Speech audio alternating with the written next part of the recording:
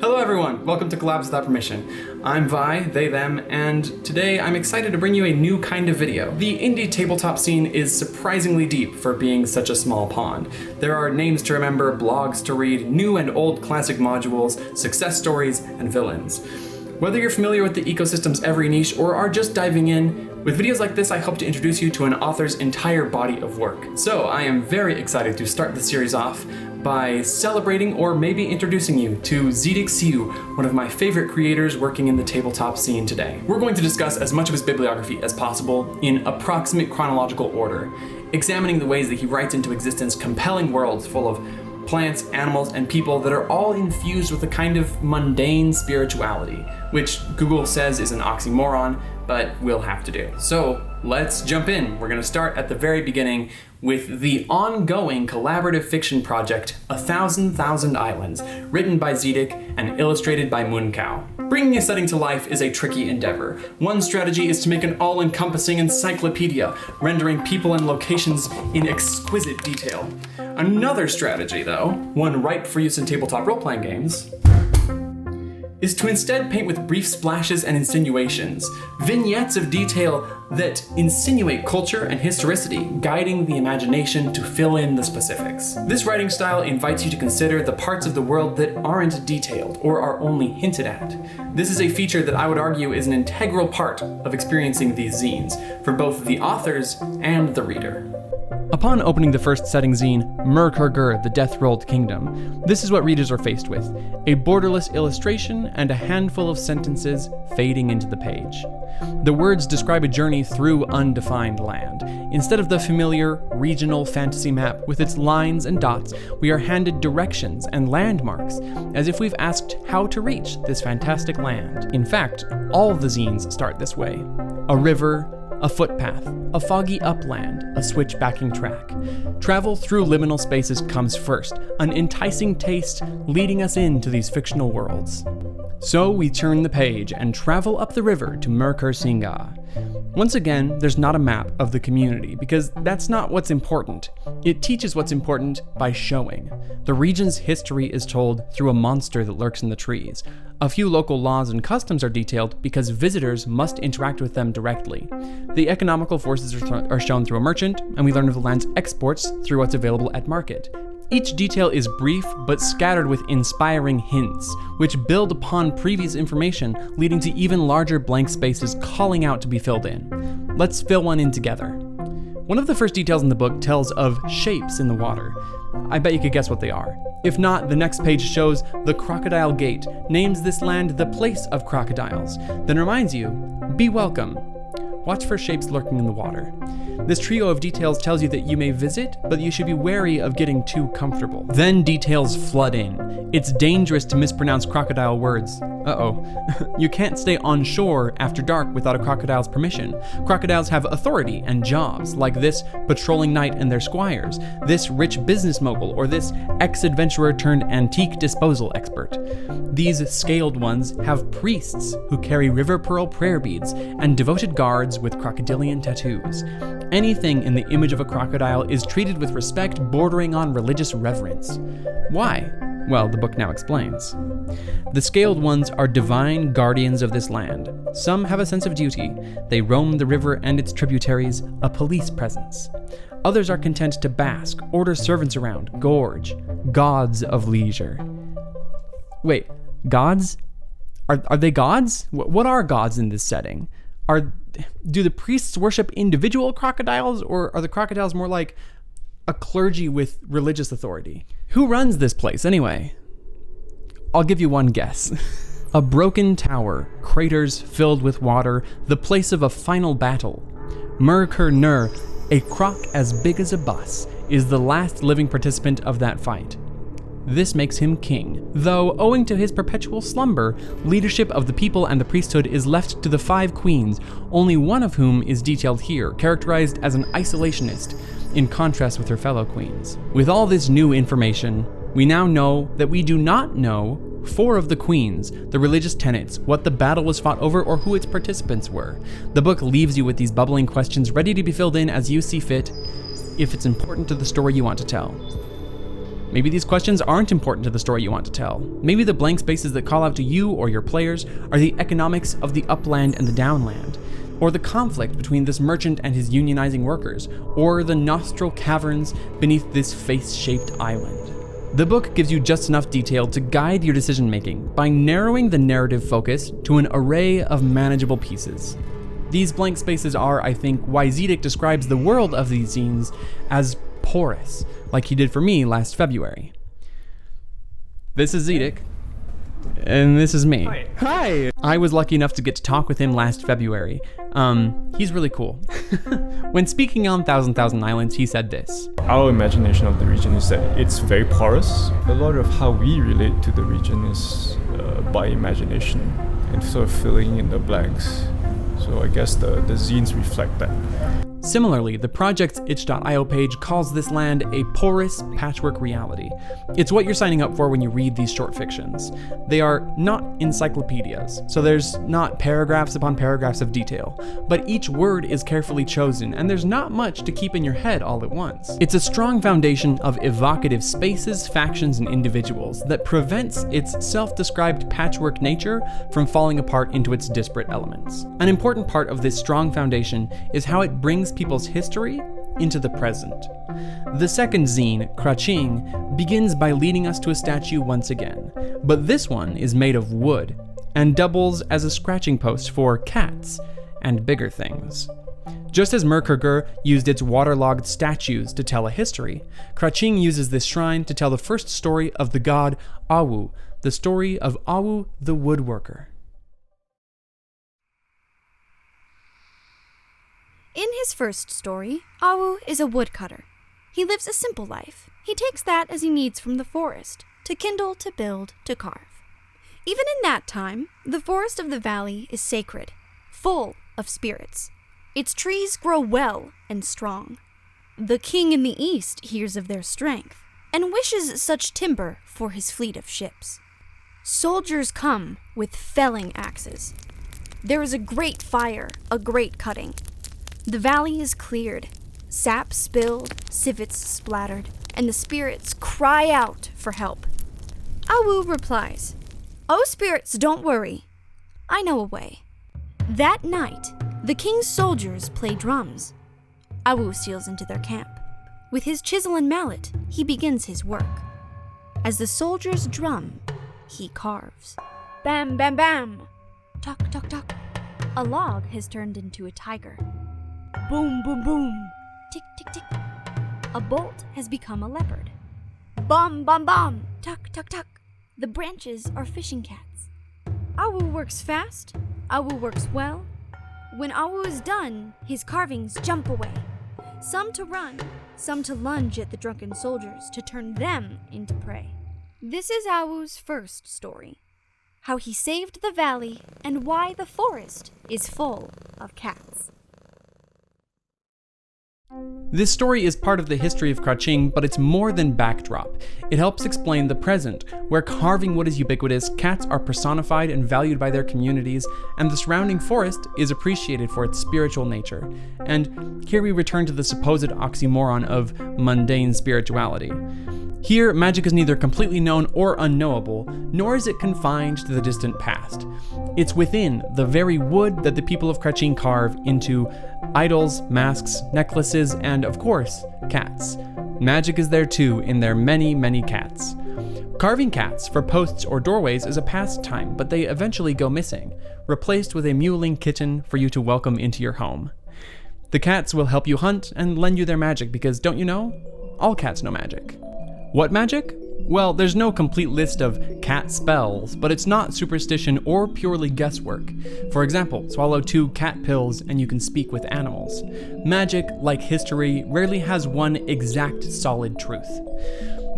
Awu is portrayed in his first story as a heroic man, saving the forest with his woodcarving skills. But in Awu's 11th story, she is a woman who is betrayed by a lover. Then later, in his 21st story, he is a greedy, selfish ruler who threatens to take one of his countrywomen by force. Who knows what the other 18 stories hold? The book doesn't say, but we can find these things out ourselves. We know that Awu is real and has a temple that you can only physically travel to if you have permission. He may even have a physical form there now, partway through his 22nd story. directing the mysterious, shape-shifting spies of the Temple of the Retractable Claw. These historical through lines lead all the way into present-day life, but, as Merkerger told us, the people here are much like people elsewhere, just trying to get by. If there's any question as to how someone may act, the rubric is normality. This focus on the mundanity of people even in fantastical circumstances not only guides the way it would be run during a tabletop game, but is central to the way that Zedeck writes characters. To explore this, let's look at the characters in Upper Heleng, the third Thousand Islands zine. Before page 1 is done, we hear dialogue from Wingseed, an enthusiastic young guide who likes to show off and imitate adults. She's with her dad, who is currently a dog. He cares for his daughter and misses his human form. Wingseed acts like a kid, with perfect prompts to help a storyteller extrapolate her actions and personality. And the father acts like a father, missing the past and looking out for his daughter's well-being. But he's also a dog, but not for no reason. It's shorthand characterization. As the book says, a dog's shape is loyal and dependable. The people of Upper Heleng's forest are defined by their age and attitude, and each type is named after a natural creature or phenomenon. Tittertit, in the time of the macaque, is the wise elderly leader who gives 0 fucks. Scoff Syrup lies, telling you she is in the time of the kite, of freedom, hoping to get more of a drug because she's actually in the time of the ant, of grounded obsession. These periods of life may have fantastical names, but they represent familiar human attitudes. For living in a magic-infused forest in a fantasy world, everyone's pretty normal. Speaking of normal, there's room here to explore even some of the more uncomfortable aspects of humanity. For example, sexuality has invariably played a role throughout every age of human history. I don't mean sexual orientation, but although there are some really nice moments of understated queerness in Zedeck's writing, I'm talking about human sexuality. People have always been having sex, have always wanted to start or stop getting pregnant. This isn't given special attention, but it isn't shied away from either. There's the brief mention of Merkerger's scaled half-crocodile babies. There's a tale of Awu getting his engorged members stuck in a wooden tigress. This couple gave up fertility for craftsmanship. And there's teak semen, a reagent that's made when a shaman fucks a tree. If this turns you off of the zines, I've detailed most of the examples here, but it's all part of an honest, insightful representation of humans and the things they do, even if they are in a magical world. And if you want a little more fantasy, these leeches can steal your gender. There are 6 more zines, and they're all worth reading, but we have a lot of ground to cover. 3 of them each contain another setting, and there are 2 books that are full of Munkao's beautiful artwork. That leaves one more that I want to talk about, called Hantu, which focuses on what I might call ghosts, and what Google Translate might call ghosts, but that's not quite right. There's a geographically appropriate elephant in the room, something I haven't talked about yet, because it's something that the zines don't really bring explicit attention to. And the fact that they don't is important, so I want to bring attention to how they treat this thing by bringing attention to how they don't bring attention to it, which is that these zines are very clearly not Eurocentric fantasy. They're Southeast Asian fantasy through and through. Munkao's foreword to the first Drawings zine says the goal of this project is to shift the center of fantasy away from an Anglo-European setting, to move away from the depictions shaped by contemporary ethno-nationalism and explore the magic and myths of Southeast Asia and have fun with it. With how ubiquitous and established medieval European fantasy is, it's hard to estimate how much work this project took. Some actual tabletop advice suggests that running a game in medieval Asia requires only minor flavor changes to reflect the setting. Reflavor the monsters and spells, change the names of the classes and weapons, and you're done. It's not nearly that simple, though. Munkao does tremendous research to appropriately depict every detail. For example, great thought and research is put into his illustrations of the textiles used to make the clothes that people wear. He talks about it in an interview which I'll link below, but the most basic idea is that a palette swap is not adequate to change cultures entirely. With all that in mind, Hantu is the result of a project that Zedeck began before he and Munkao teamed up on Thousand Islands. It's about Hantu, Malaysian spirit or monster-like creatures. But it also talks about Zedeck's background. It's quite personal, actually, and explains where the zines are written from. Magic is mundane in Thousand Islands because, as Zedeck says, Southeast Asian stories of the supernatural, unknown, fantastical. They may be horrible, they may make us shiver, but their primary wellspring isn't horror or fantasy, it's reality. Southeast Asian stories are not my father's mother's sister's grandfather saw, but my father, my sister, me, I saw. So Hantu stories are personal, but why is it so hard to translate the word? What is a Hantu? Well, it's a creature from a culture whose stories aren't partitioned into strict categories. Perhaps a Hantu is corporeal, spiritual, alive, dead, undead, from a dream or not, or somewhere in between. And who knows which of the 3 different origin stories it adheres to. Just like calling crocodiles gods offhand, the commonalities of things like gods or Hantu are not of type, but of theme. There aren't strict rules for what can and can't be a Hantu, but you'll know one when you see it. Talking about this zine, Zedeck said this. It's always really gratifying for our peers coming up to me and saying, like, I genuinely thought that this was a real thing that comes from somewhere. So like people say, this almost sounds like something real. According to Zedeck, the themes of a Hantu are blood and gore and genitalia. A Hantu is not prudish and are overwhelmingly female, a nightmare of the patriarchy. Here's one depicted in a film, matching all of Zedeck's criteria. Female? Yep. Those appendages floating around the room, those are its breasts. And it's no accident the characters are men being barraged with women's underwear. It's a monster, but it's preying on very real, patriarchal taboos. It's supernatural, yet very natural. This creative pair is very well equipped to tell stories from this perspective, and while it may appear to be 2 talented people who teamed up to write what they know, it's far more than that. These zines are an endeavor of love for their cultural origin. They required curiosity, research, energy spent decolonizing what history was recorded by Dutch and British colonists, accounts that left blank spaces. As Munkao describes in an interview here, I think when I started playing 5th edition, that was like my first time playing RPGs, tabletop RPGs. My mind was blown, man. It was crazy. You know, so I'm an illustrator, so I just kept drawing this nonsense. I drew our characters. My upbringing has been so Eurocentric. So like I can draw knights, no problem. I can draw jesters, no problem. Tavern, it's just very easy images that you can conjure up. That kind of got me thinking, what is fantasy in Southeast Asia?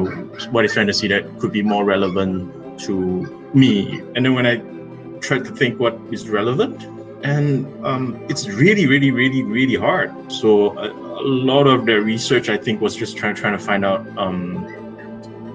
what I don't know, and then what those things look like. I talked a lot about the blank spaces in the world of these books because the act of creating them involved enthusiastically exploring reality's blank spaces, a feeling that gets woven directly into the books. The images and the text call out, inviting the reader to help fill the gaps. There is no doubt their lived experience went hand in hand with their hard work. Together they bring a palpable sincerity to the project. However, I think this next book draws even more heavily from lived experience. It's one that Zedeck described to me as his book of things he saw in his garden. While neither this nor Thousand Islands were envisioned exclusively as tabletop supplements, they were no doubt kept in mind. So with this next book, Zedeck set out to write a kind of Malaysian monster manual, each a page of microfiction accompanied by a lino-cut print for the animals or an illustration in the form of a functional fabric pattern for the plants, which were all composed by artist Sharon Chin. This next book is the result.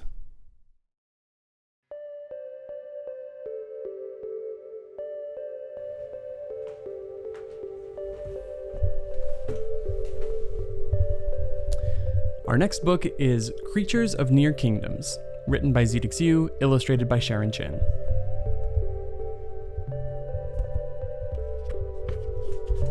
We're going to start by reading the foreword. 3 years ago, buying pet food at the local bird and aquarium shop, I stopped in front of a cage of canaries, curious about the one who stood out. Her feathers were white and her eyes were cherries. She had a pale, short beak, like a pyramid, split into equal halves as if by a quake. her beak quavered. She trilled to me, softly. I heard her song over those of her cage mates. She told me stories. She told me about her brothers, her sister creatures, what to search for, where to look. White crocodiles, invisible tigers, otters that swim in soil, pious jungle fowl. The fruit and the weeds and the trees, all the worlds, the homes of her kin. Every time I visited the bird and aquarium shop, she told me a new story. Until one day I sat on my haunches in front of her cage and found she was not there. I asked the shopkeeper, "Did somebody buy her?" "Which one?" he asked, pointing at the cages in turn. "That one? That one?"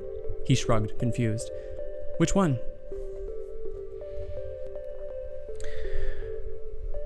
In a recent interview linked below, Zedeck mentioned that people often say they wish they lived somewhere as interesting as him, but he refuted this, saying this.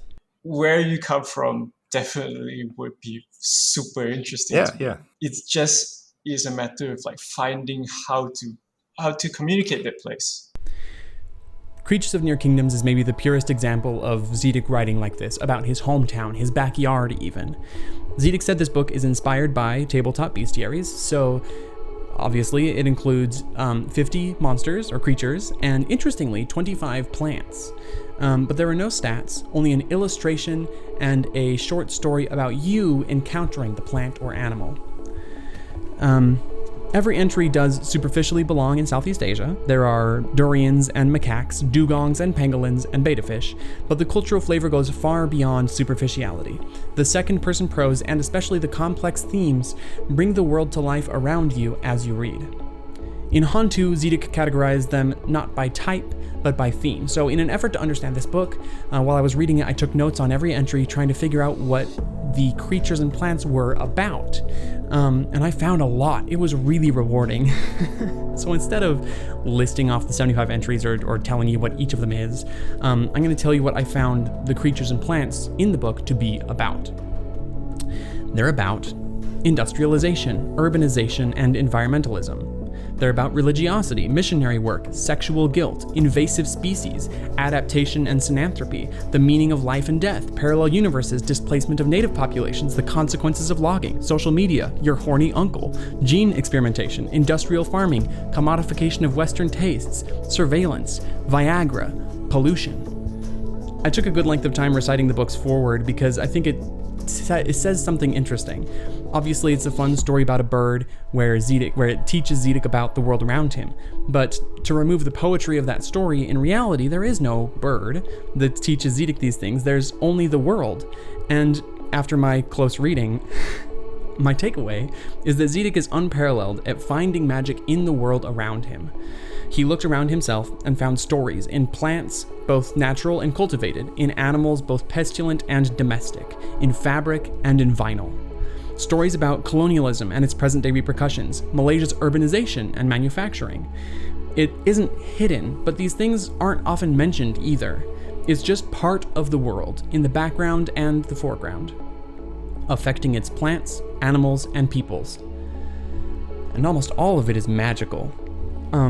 Again and again, when I was taking notes on the themes of this book, reading through every entry, I was trying to find the words to explain it, the mundane magic, the natural magic, the normal magic. I hope it's true to the book, but I started calling it local magic. It's not strange, sometimes it's a bit of a nuisance even, but it's home. He described his book, this one, he described the book as being about plants and animals that you live with, but don't notice.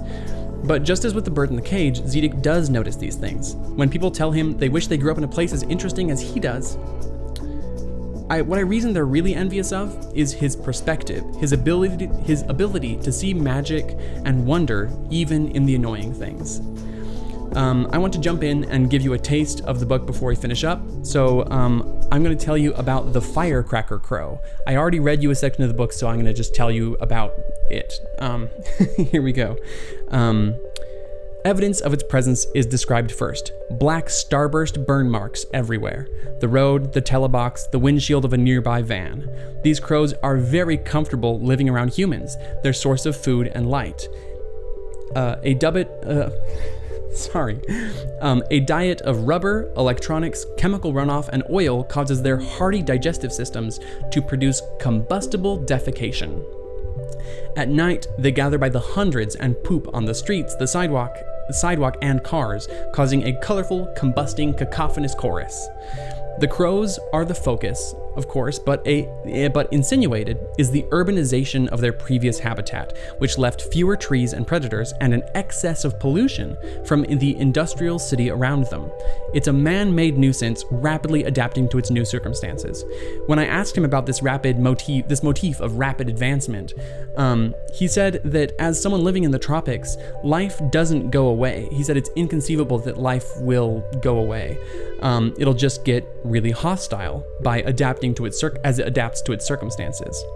In the clip I played earlier, Zedeck mentioned how people have said his writing sounds almost like something real, but the ideas he infused into the Firecracker Crow pulled so closely from reality, his personal, local reality, that after the book was published, he learned there's something similar to it right next door to his house. I'm gonna play the clip and we can watch it together.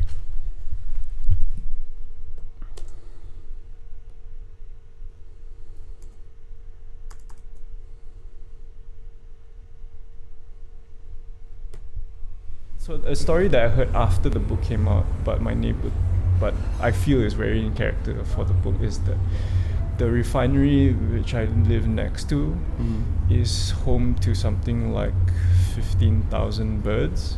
Oh my gosh. So the reason why the birds live there is because it's warm at night and there are no predators, because snakes can't get to them, because it's a wasteland it's a petroleum refinery wasteland. Yeah. And it's loud and it's noisy. It's noisy and it's smelly, but the birds aren't necessarily bothered. Mm-hmm. So what has resulted is that the shit covers the machinery and becomes a health hazard to workers who are have to climb up these drums or storage tanks. So it's a slipping hazard, things like that. Oh, wow. And it's a real problem because they don't know how to get rid of the birds. So our neighbor actually, he's kind of like he works for like a wildlife company or something, like a sort of environmental company. Mm-hmm. And he told me the story because the refinery management got him to come in and see what they could do. He basically told them, you can't really do anything. Yeah. You just have to live with it. You're gonna have lots of birds here. This is the best environment for them. Mm-hmm. And well, you cleared up the forest, Yeah.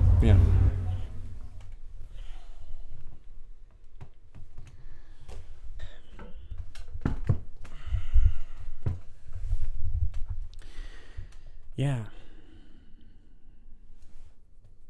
So transitions are hard. Want to hear about some colonialist monkeys?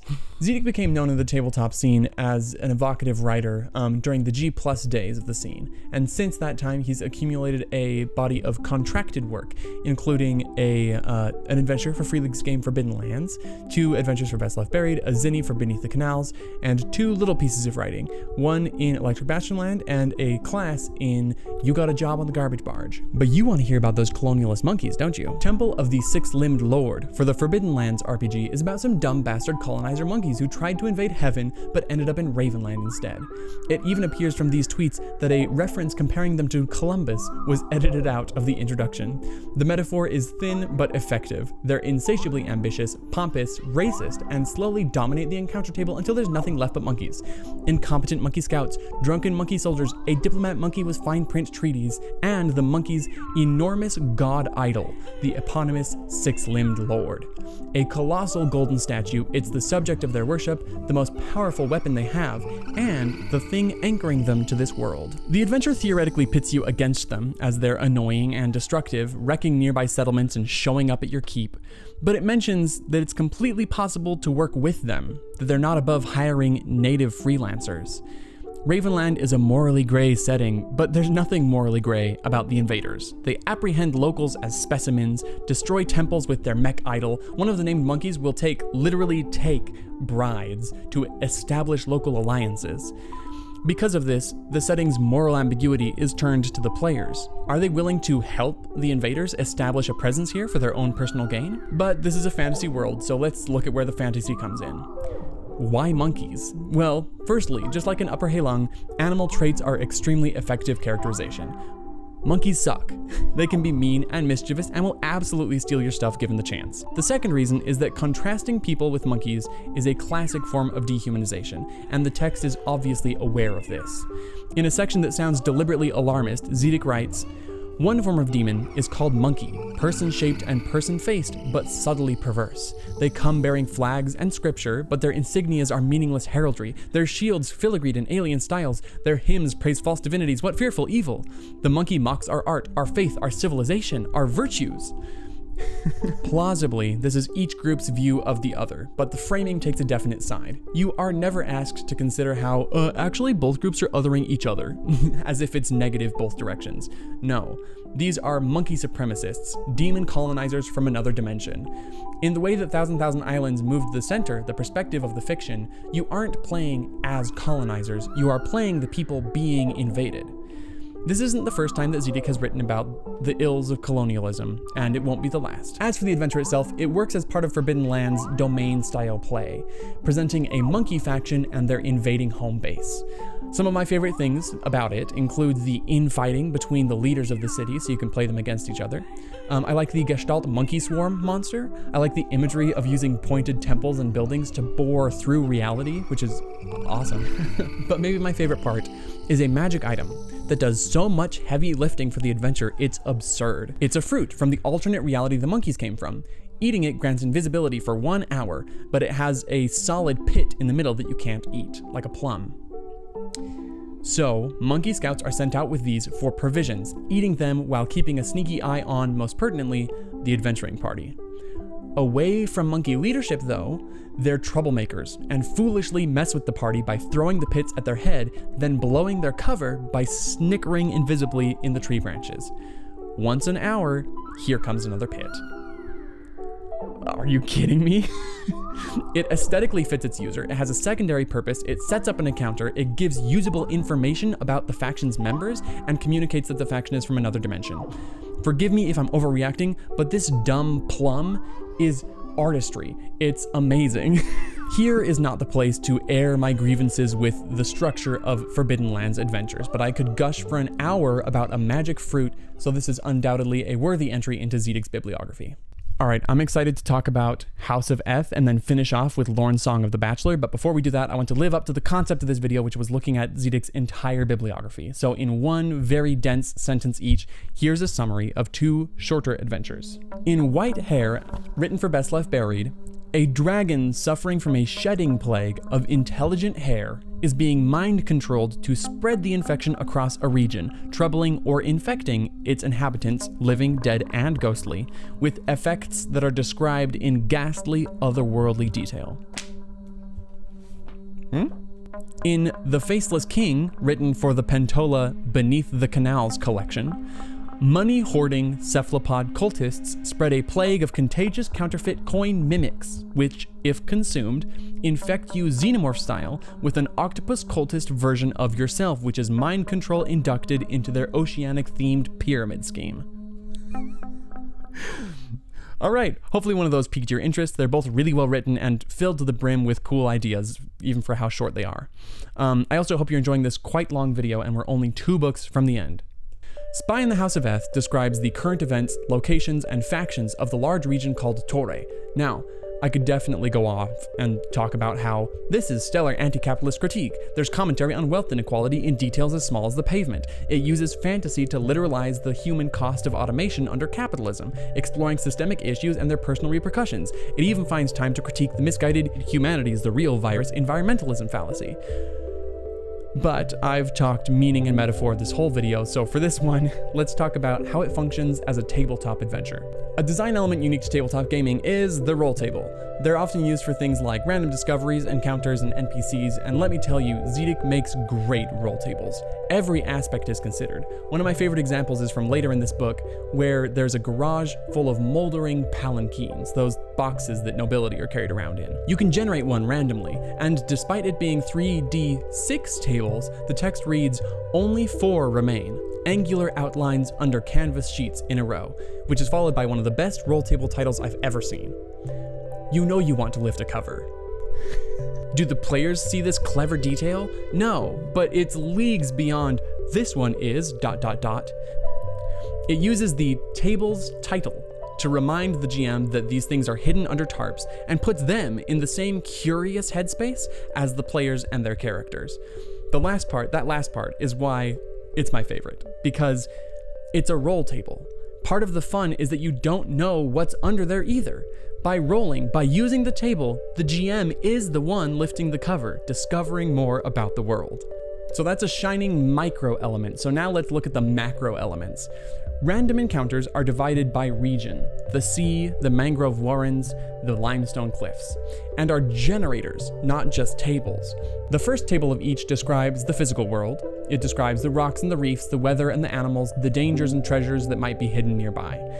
This can be rolled by itself for a sight or a description, but the next 3 tables generate an encounter, not just of the adventuring party and an outside force, but of 2 groups encountering each other as the party arrives. The first of these tables randomizes the first group, and the next table mediates their interaction. They're not just standing around next to each other. The first one is searching for, retreating from, ignoring, or observing the second group. As far as the participants, instead of just 2d6 river orcas, there's always flavor, describing how they approach or what they're up to, and sometimes there aren't orcas or any creatures at all. Sometimes one of the groups is just the wind, or a downpour, or some crickets. Random tables always require some interpretation. This just highlights that in a way that helps you personify the natural world. It makes you ask, what does it mean for a downpour to be observing someone? How do I describe that? And how does it affect the party's plans? These are questions that help you keep the natural world in focus. So the next type of table provides answers which help you keep the world's factions in focus.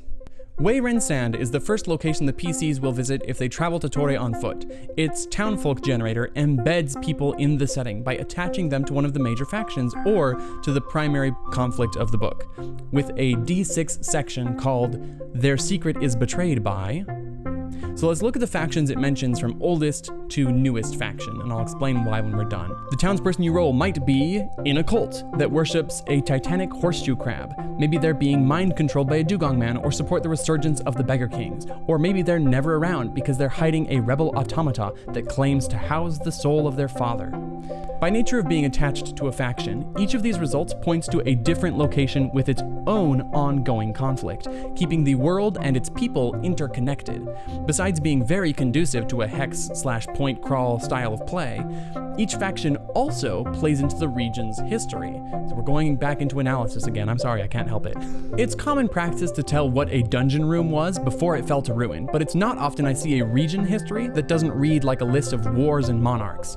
It's satisfying then to learn that this region has 4 distinct periods of history, a present, and a disastrous potential future. In distant prehistory, carcinization brought about a world of 10,000 crabs, of which a singular lonely crab has survived.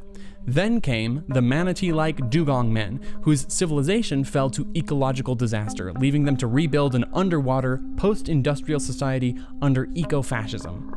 Diminished and hateful, they watched humans rise and establish a diverse culture led by the piratical Beggar Kings.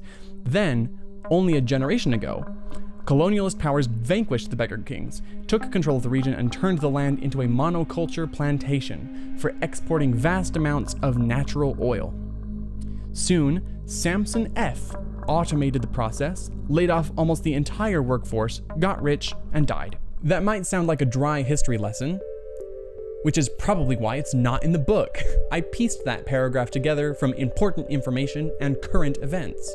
It's all the greatest hits of history that echo so clearly into the present day that, in case you forgot how we started this tangent, it takes up 4 out of 6 slots of an NPC generator for a downtrodden coastal village. And I think that's beautiful. So sure, there are more important locations I could have described, but I'll leave those and the meta plot for you to discover. Instead, I'm going to finish off by talking about 2 details that I found while researching this video. The first is from a talk that Zedeck and Sharon Chin gave about creatures of near kingdoms. About 9.5 minutes in, my eyes shot wide open because I recognized something in a video that Zedeck had taken. It was this flame. It marks a factory near his home, which at the time had recently started emitting a headache-inducing whine at all hours. I was so surprised because I recognized its shape and symptoms from this illustration and its description in Spy in the House of Eth. The second thing is that last February, as I was taking a bus into Kuala Lumpur to meet with Zedeck, I took out my camera to film orderly rows of trees without context for what they were. Turns out they're palm oil trees. Zedeck told me about how industrialism did its thing, which in this case was deforestation and planting a oil palm monoculture. Sound familiar? It's details like this, captured so perfectly, that are why I think Zedeck's writing is so compelling, because the fantasy it offers is so true. It's accomplished not by delicately hypothesizing on the interactions of power, but by knowing them so well that with a gesture and a few words, an entire world is described. There is one more adventure I'd like to describe. It has everything we've talked about thus far: capitalism, colonialism, Malaysian folklore, history brought into the present, and much more. We're finishing off with the award-winning adventure Lorn Song of the Bachelor, written by Zedeck Siew and illustrated by Nadir Noor. So, here we are again, finishing off where we began. No, not the bookshelf. Crocodiles. Lorn Song of the Bachelor is a lot more solid in its world than Thousand Islands, though. Its blank spaces are mostly confined to the normal extrapolation you have to do when running a pre-written adventure. There are some important similarities, though. Godhood is explored a little bit more here, but it's still kept a little bit flexible in its definition, and by the adventure's end, a new god may replace an old one. Also, as I mentioned, it continues the trend of keeping the past applicable to the present.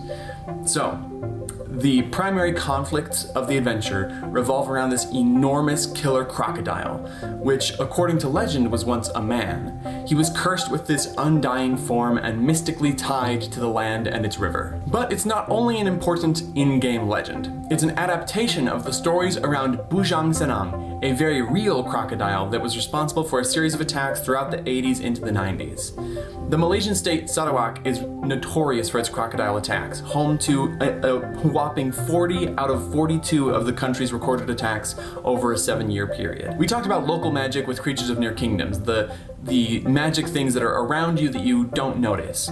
But here, that kind of magic is more present because it's pulled from the frightening mundanity of the crocodile. These, legends and sayings spring up around its existence. Don't say his name, that'll just get his attention. Watch out for kingfishers, those are his spies. Don't go hunting for him, the land seems to get unsettled if he's injured, and if you kill him, he'll be back in a few days anyway. So it's not a story from Zedeck's backyard, but the themes of capitalism and colonialism are still within reach. The colonists here aren't monkeys like in Temple of the Six-Limbed Lord. They're the Isles like Precious Ivory Trading Company, represented by a cold, calculating capitalist and his squad of armed guards. And you know what? If you want to work as a guard for them, or if you want to harvest some of the local magic heartwood from the area, they'll be happy to pay you by the ounce. But they also seem pretty intent on getting and keeping the locals addicted to, tobacco, alcohol, gambling, whatever works. Helping the company like this won't make things measurably worse for the locals, the gleaming Finns, but it won't make things better either. It's unsurprising to see colonialism here, but in an amazing short essay toward the back, Zedeck explains its ever-present shadow. At this point, I'm mostly here to say that it is very worth reading and contemplating. Go follow a few links in the description. Zedeck did a Twitter thread about it, just so that you can get more than a white American YouTuber talking about it. That would be great. Please do that. Thank you. I am supplementary. If you'll allow me one extrapolation for the sake of a transition, pulled from both the essay and the Twitter thread I mentioned, which you should go read, it doesn't materially support anyone if, for example, you choose to never run a dungeon in a tabletop game again, because those narratives have colonialist roots. And I mention that specifically because the second half of this adventure is a dungeon. So the land is mystically tied to the Bachelor, so the monkey ruins of a previous world have morphed to fit his shape. Literally. The dungeon is more akin to a sub-dimension. Its rooms are organs, its corridors liminal spaces filled with strange dangers, more really cool leeches, these swarms of birds, golems made of teeth. This book has a really cool bestiary. In this dungeon, the Bachelor's legend is literally brought into the present because the two most important characters are literally inside. They're formidable, complex, and vitally important to any meaningful change in the region's status quo. A useful section following the dungeon explains what needs to happen or who needs to be killed to accomplish one of 5 different endings, which sounds like a really video gamey thing to say, but but it's because each of the region's like 3 or 4 factions are all invested in the outcome of the adventure going their way. It's a really cool adventure, and I highly recommend it, along with every other book that I've talked about here. They're all available via PDF, except for Creatures of Near Kingdoms, so you might have to wait on that one. But pick one up, give it a read if you haven't already, especially if you already own one but haven't cracked it open yet. My darn camera died right... No, it didn't die, it just lost the last 2 minutes of... I already filmed this. Alright, I was finishing up thank yous by saying that I know the central conceit of this series is highlighting individuals, but I'm very glad I started here, because Zedeck takes great care in sharing credit with his creative partners. Alright, this video has been a huge undertaking. I'm so happy to have it finished, and as you're watching this, it's now on your screen, which is amazing. So just thank you to Nadir for the brand new art that I commissioned from him. Thank you to Tabby, my partner, for helping me set up these shots.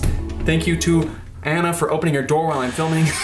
I'm sorry, I left one of my earbuds upstairs. I love you too. I was able to commission artwork from Nadir because of all of my patrons. I paid for it with my Patreon money, which was so fun to do. So I'm going to thank my patrons in the order that Patreon tells me to. So a big thank you to Michael D, Adam Bueller, Patreon Yeater, John Claude, Alfred Clark, Jared Sinclair, Dungeons on a Dime, Carrot, World Champ Gameco, Olabosk, Necocam, Q-Pop, A.E. Jonesy, Joe DeSimone, Chris K, Sam Mameli, Nate Tremay, Alex T, Isaac Hill. I got a whole bunch of new patrons that are coming in next month, so thank you to all of them. Thank you to you too for watching all the way till the end.